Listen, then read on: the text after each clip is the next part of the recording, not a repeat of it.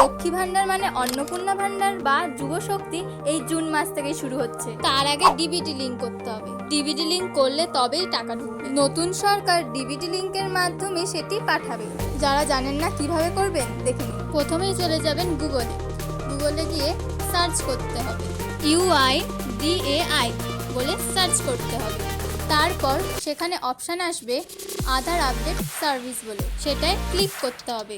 তারপর নিচের দিকে গিয়ে একটা অপশান থাকবে আধার আপডেট হিস্ট্রি বলে, তো সেটা ক্লিক করতে হবে। ক্লিক করে লগইন ক্লিক করে দেবেন। তারপর লগইন করে নেবেন। আপনার আধার কার্ডের নাম্বার আর ক্যাপচার কোড নাম্বার দিয়ে দেবেন। তারপর ওটিপি যা আসবে সেটা টাইপ করে দেবেন, তবে এটা লগইন হয়ে যাবে।